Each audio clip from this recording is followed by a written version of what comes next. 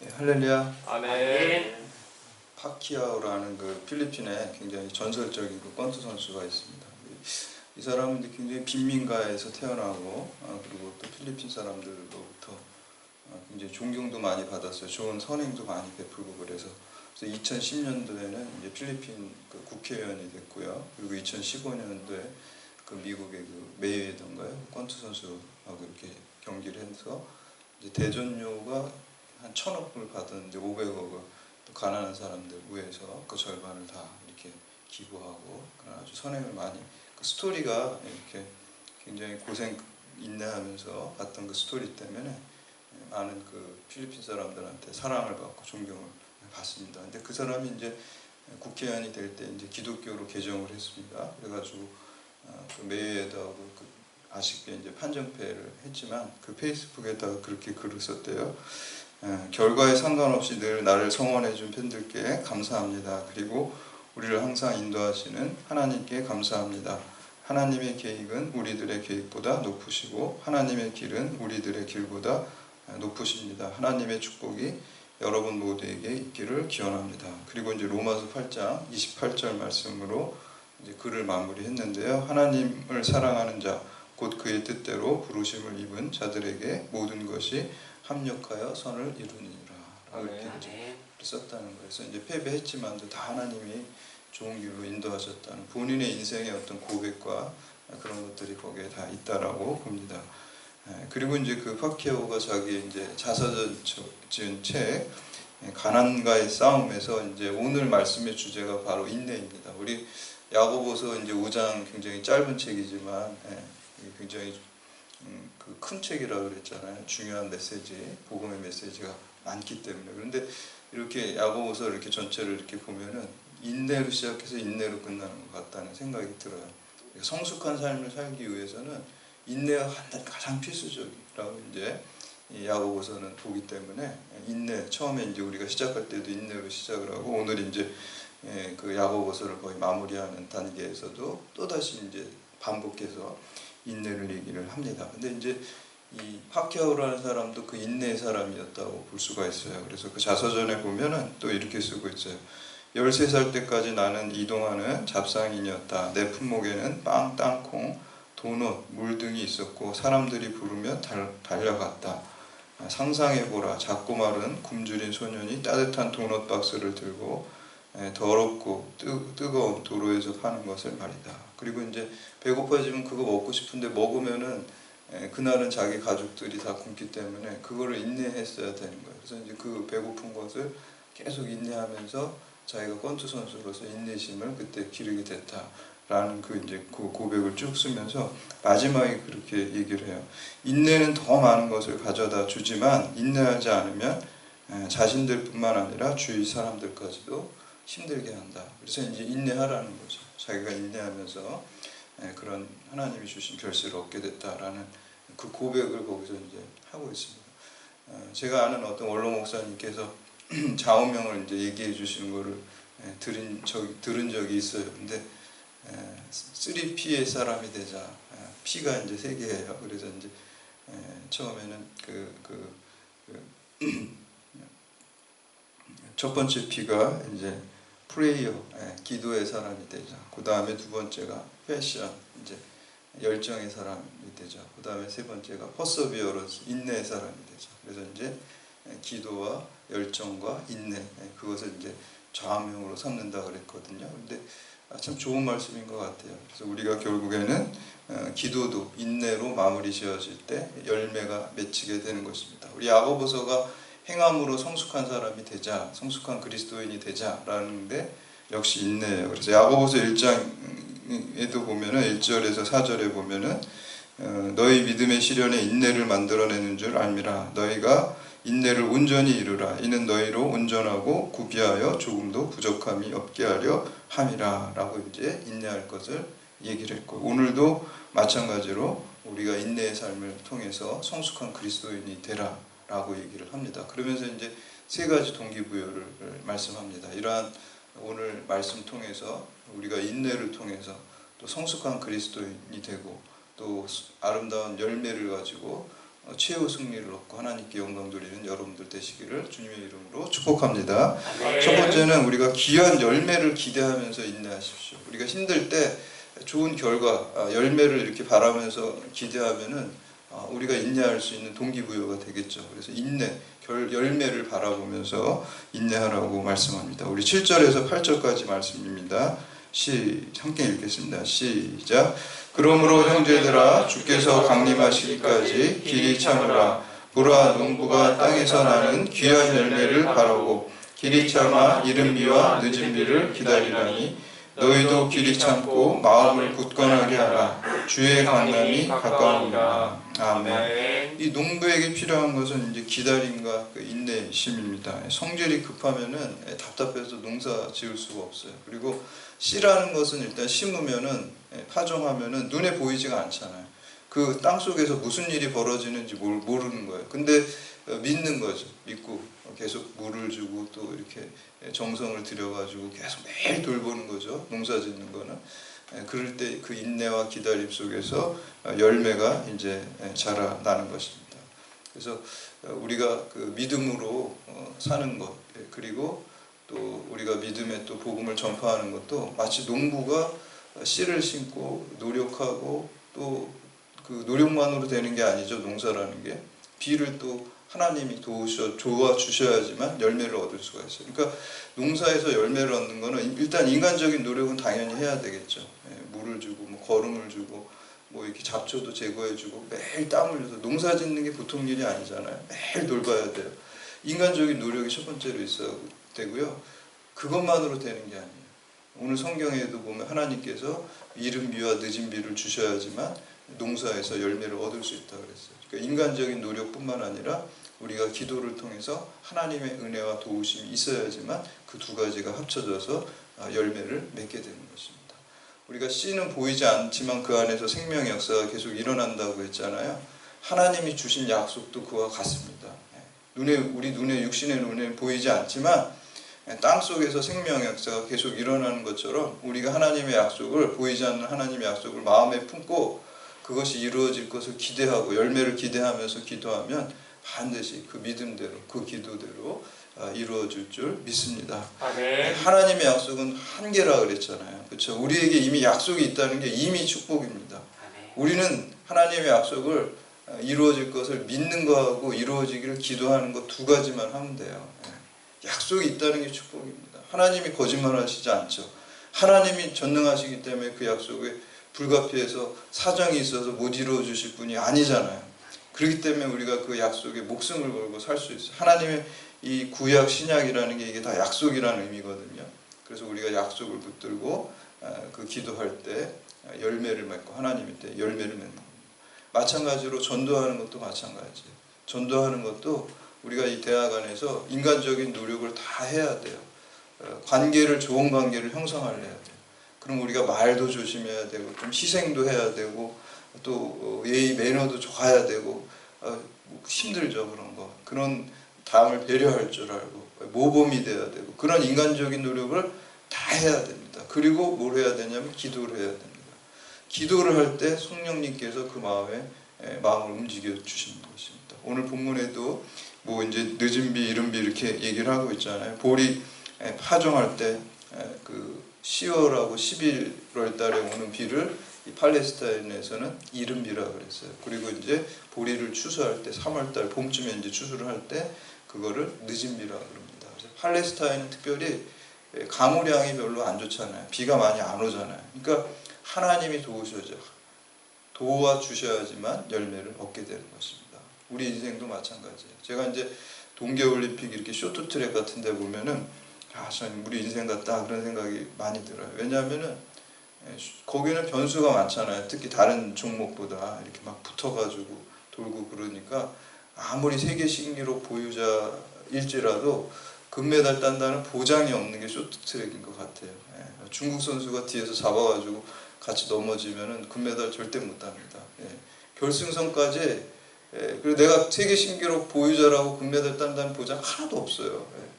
그냥 보이지 않는 손이 결승선까지 보호해 주셔가지고 탁 통과시켜줘야지 금메달 따는 겁니다. 그렇기 때문에 우리 인간적인 노력을 다 하고 또 그 열매를 기대하면서 기도할 때 하나님의 은혜로 하나님의 보호하심과 도우심으로 열매를 맺게 되는 것입니다. 두 번째는 믿음의 선진들을 본받아서 인내하시기 바랍니다. 우리보다 먼저 앞서서 우리의 믿음의 선배들이 있잖아요. 성경 말씀에도 있고 또 우리의 삶 속에도 그런 분들이 있죠. 그분들을 보면서 우리가 인내해야 됩니다. 그래서 이제 그 표본을 세 가지 유형으로 오늘 본문을 말한 첫 번째는 농부고요. 두 번째는 선지자가 이제 모델이 되고요. 세 번째는 욥을 이렇게 얘기하고 있습니다. 그래서 10절에서는 주로 이제 선지자들이 주의 복음을 전하는 사명을 다 감당했다라고 합니다. 그 인내를 본받으라고 말씀하시는데요. 10절 말씀 함께 봉독합니다. 10절 시작. 형제들아 주의 이름으로 말한 선지자들과 고난과 오래 참음의 본보로 삼으라. 아멘. 선지자들의 고난과 오래 참음을 우리가 본받으라. 하나님의 사람 선지자들, 다른 말로 예언자라고 그러죠. 이스라엘 백성과 하나님 사이에 중간에 있는 이 부류의 사람이 두 부류의 사람이 있어요. 하나는 제사장이고 하나는 예언자예요. 그러니까 하나님과 이스라엘 사이 중간에서 제사장이 하는 거는 상향식이에요. 이스라엘 백성들이 잘못을 하면은 양을 가져오고 뭐 소를 가져와 가지고 내 죄를 용서해 달라고 제사장한테 갖고 와요. 그럼 제사장이 그걸 받아 가지고 하나님한테 제사를 올려드려요. 그리고 너 용서됐다라고 이렇게 선포를 해줘요. 그러니까 그 인기가 좋겠죠. 좋은 얘기를 하니까 용서받았다라고 하니까 제사장은 인기가 많아요. 예언자는 인기가 안 좋아요. 왜냐하면 이거는 하향식이에요. 그래서 하나님의 말씀을 받아가지고 이스라엘 백성한테 말을 하는데 그 말의 내용이 다 쓴소리가 대부분이잖아요. 너 그렇게 살지 마. 회개해. 그리고 똑바로 안 살면 너 심판이 있어. 이런 말을 그 예언자는 하니까 한마디로 쓴소리맨이잖아요. 예언자는. 그러니까 별로 이게 맞는 말이지만 쓴소리하는 거 사람들은 싫어하거든요. 그러니까 예언자들은 사실 싫어했습니다. 그렇지만 싫어하고 인기가 없지만 그리고 또 핍박도 많이 받았지만 하나님의 말씀을 대언하고 그 하나님의 말씀을 진리를 선포하기 때문에 끝까지 인내하고 하나님이 그를 책임져 주신다라는 것입니다. 우리가 이제 성경 말씀에 보면은 엘리야는 이 아합 왕과 그의 악처 이세벨에게 하나님의 재앙과 그 심판을 선언함으로써 많은 고난을 받았어요. 목숨의 위험까지도 받고 막 도망가기까지 하고 나를 죽여달라고까지 하고 이렇게 어려움과 고난 속에 있었습니다. 뭐 엘리사, 이사야, 예레미야, 에스겔 뭐 다 그런 사람들이죠. 그래서 예레미야 같은 경우는 하도 고난이 심해서 눈물을 많이 흘려서 이게 눈물의 선지자라는 그 별명도 있잖아요. 예레미야 애가도 있잖아요. 눈물로 그냥 기도한 고난의 사람이에요. 고난이 많은 사람이에요. 그러나 그가 그렇게 눈물로 흘렸더라도 성경은 그 사람들을 불쌍하다라고 말하지 않아요. 복된 사람이라고 축복의 사람이라고 얘기해요. 그렇게 눈물을 흘리는 예언자도 고난받은 그 생명의 위협 때문에 어려움 당한 사람들을 불쌍한 사람들이라고 말하지 않다. 복된 사람들이라고 말하고 있습니다. 왜 그렇습니까? 비록 이 세상에 고난과 십자가가 있지만 그들은 하나님의 말씀을 들었기 때문입니다. 그들에게 하나님의 말씀이 있었기 때문입니다.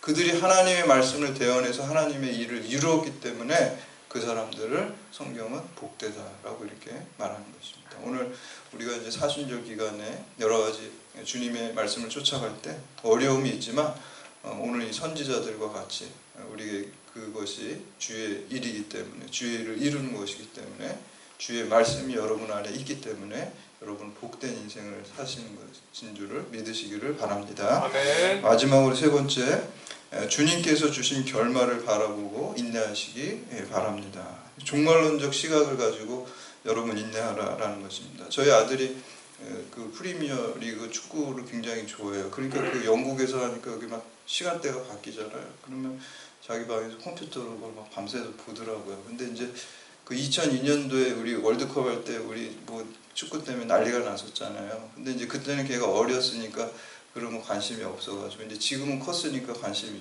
있어요. 그러니까 어느 날 다시 보기로 그거를 쫙 보더라고요. 무슨 뭐 공부하듯이 그냥 그 축구를 쫙 보는데 제가 이제 제일 재밌게 감동 깊게 봤던 게 이제 그 16강전이잖아요. 안정환이가 페널티킥 얻었는데 실축해가지고 아유 막 마음이 죽고 싶겠죠. 얼마나 힘들겠어요. 막 이게 자기가 실축해가지고 그냥 국민적인 원망을 느끼게 생겼고 마음도 답답하고. 그래서 이제 후반전 이제 2분 남겨놓고 경기 종료 2분 졌구나 이렇게 저도 생각을 했는데 설교현이 그때 그냥 2분 넣고 탁 나 동점 돼가지고 연장전 가가지고 안정환이 뭐 그때는 뭐 골든골이라 그래서 골 넣으면 끝나는 거잖아요. 그래서 거의 뭐 그것도 연반 그 연장전도 다 끝나갈 때 그냥 그 골든골 넣어가지고 그래서 이제 그거를 이렇게 저희 아들이 보는데 얘는 그 내용을 모르니까 처음에 다시 보고 되게 안타까워하더라고요. 근데 저는 그걸 보면서 마음이 하나도 안 안타까워. 즐거웠어요. 막 지고 있는데. 왜 즐거울까요? 그거 저는 재방송을 보는 거잖아요. 저는 걸말을 알잖아요. 그러니까 지고 있는데 더 짜릿해요. 이제 극적으로 이거 이제 역전될 걸 저는 알기 때문에. 여러분 우리가 믿음으로 산다는 거는 그런 거예요. 재방송을 보듯이 이미 결론을 알고 우리가 여러분 인생 가운데 막 힘들고 고난이 있어도요. 결론을 알아요. 우리는 천국으로 영생으로 우리가 결론 났다는 것을 알기 때문에요. 이 과정 중에서 우리가 지금 지고 있고 힘든 것 같은 것이 있지만 우리는 이미 결론을 보고 있다는 거예요. 오늘 말씀해 보면은 욥이 그런 사람이라는 거예요. 욥이 고난하면 욥이잖아요. 그렇지만 이 욥이 하나님을 찬양할 수 있었던 거는 그 결말을 봤다는 거예요. 우리 11절 말씀 함께 봉독합니다. 11절 시작. 보라 인내하는 자를 우리가 복되다 하나니 너희가 욥의 인내를 들었고 주께서 주신 결말을 보았거니와 주는 가장 자비하시고 긍휼히 여기시는 자니라. 아멘. 결말을 봤으니까 지금 뭐 자식들이 죽고 고난이 있고 자기 몸이 병들었어도 그 결말을 보니까 하나님을 찬양하고 욥기 23절 10절 말씀 내가 가는 길을 내가 알지 못하지만 주께서 나를 단련하신 후에 내가 정금같이 나아가리라. 지금 고난 가운데 있어요. 그렇지만 결론을 봤기 때문에 그 고난 얘기를 하는 거예요. 어떻게 보면 우리 그리스도인들은 시간 역행의 삶을 사는 거예요. 시간 역행. 미래의 결론, 미래가 종말에 우리가 축복의 결론이 미래가 지금 현재의 고난을 갖다가 고난 속에서도 기뻐할 수 있는 힘이 되는 거예요. 그 미래가. 그 미래가 지금 그 예수 그리스도의 그 미래가 우리한테 지금 현재로 다가오고요. 과거에 내가 힘들었던 것도 그때 그래서 힘들었구나. 주님 붙들으라고 힘들었고 그게 해석이 돼요. 그러니까 시간이 미래에서 현재로 과거로 이렇게 흘러가요. 역행의 사건이 일어나는 게 그게 신앙 사건입니다. 그래서 그런 믿음으로 살아야 될 줄로 믿습니다. 아멘. 세계적인 선교단체 중에 그 웩이라는 게 있어요. 영국의 그 시티스터드 선교사님이 만든 그 선교단체. 우리나라에도 양재동에 한국 지부가 있어요. 웩이 있어요. 화정보 목사님이 거기 뭐 회장인 걸로 알고 있는데 그 웩이 있습니다. 근데 이 웩이 원래 본부가 영국에 있겠죠. 당연히 영국에서 시티스터드가 만들었는데 근데 어떤 믿음 좋은 그리스도인이 부자인 그리스도인이 개인 성을 갖고 있었어요. 캐슬이요. 그러니까 뭐 롯데 캐슬이 아니라 진짜 성, 진짜 그냥 옛날 진짜 성, 어마어마한 성을 갖고 있는데 그거를 그 웩에다가 기증을 했어요. 거기 사용하시라고. 아예 그냥 바쳤어요. 그 믿음으로 그 성을 바쳤어요. 그러니까 이제 웩에서 거기를 본부로 사용한 거예요. 너무 장소도 좋고 넓고 그러니까. 그리고 거기서 이제 선교사들 훈련을 시켜가지고 세계 각지로 선교사를 이렇게 보내고 그래요. 그리고 이제 거기 이제 방문객들도 와서 그 훈련소를 성을 이렇게 구경도 하고 그러는데 거기에 이제 그 성의 지하에 가면은 엄청나게 넓은 그 가방방이라는 게 있어요. 그래서 그 가방방에 이렇게 가보게 되면은 거기에 특히 이제 가죽 가방이 많아요. 오래 쓰는 가방이잖아요. 가죽 가방이. 그래서 방문객이 이렇게 가니까 그 지하에 가방이 선반에 다 있고 바닥에까지 그 가죽 가방들이 엄청나게 많은 거예요. 그래서 아니 여기 이렇게 가방이 많냐고 그러니까 선교사님들이 여기서 이제 선교사 훈련을 받고 이제 선교지로 떠나가면서 선교지에서 그 가죽 가방이 필요가 없잖아요. 그러니까 선교를 다 마치고 이제 다시 여기 영국으로 돌아오면 이 가방 찾아가겠다 그랬는데 찾아가지 못한 가방들이다 이렇게 이제 얘기를 들었어요. 이제 거기서 순교를 하셔가지고 가방을 묻혀서 갔어요. 그러니까 이제 이 방문객이 그 얘기를 들으니까 마음이 이제 숙연해지죠. 그런데 이 웩에서는 이 가방을 치우지 않는다는 거예요. 왜냐하면 다음에 이제 그 교육생들, 선교사 교육생들이 들어와서 그거를 보고 이제 이 앞에 선교사들 사명의 열정을 불태우고 죽을 때까지 끝까지 인내해서 최후 승리를 얻으라고 그 믿음의 선배들을 보고 그 길을 가라고 해서 그 가방을 증거로 거기다가 두었다라는 것입니다. 이들이 그 순교의 길을 갈 수 있었던 그 비결이 무엇입니까? 결론을 보았기 때문에. 욥이 고난 가운데 주님을 찬양할 수 있었던 것은 그 인생의 결론을 보았기 때문입니다. 의의 면류관을 보았기 때문입니다. 의의 면류관으로 이미 결론이 나였기 때문에 그가 그렇게 그 기쁨으로 그 길을 갈 수 있었던 것입니다. 이들이 한결같이 죽도록 충성하라 그리하면 내가 생명의 면류관을 내게 주리라 라는 이 주님의 약속을 인생의 결론으로 삼았기 때문에 그 길을 기쁨으로 갈 수 있었던 것입니다. 지금 우리가 그 사순절 기간이고 이제 오는 주일이 이제 고난 주일입니다. 우리가 십자가 부활을 그 더욱더 깊이 생각할 때 주님께서 십자가를 통해 부활의 영광과 영생의 영광을 우리에게 그 길을 보여주신 것과 같이 우리가 주님의 길을 따라갈 때 우리가 십자가지만 그 길이 그 결론이 부활과 영생과 영광과 의의 면류관으로 이미 결론이 나 있는 줄을 믿으시기를 바랍니다. 아멘. 그럴 때 우리가 그 길을 기쁨으로 가고 또 상급을 받고 의의 면류관을 받아 쓰고 현재 어떠한 고난과 또 어려움 속에서도 끝까지 주의 말씀 붙들고 인내함으로 아름다운 열매로 주님께 영광 돌리는 믿음의 신실한 자녀들이 다 되시기를 주님의 이름으로 축원합니다. 아멘.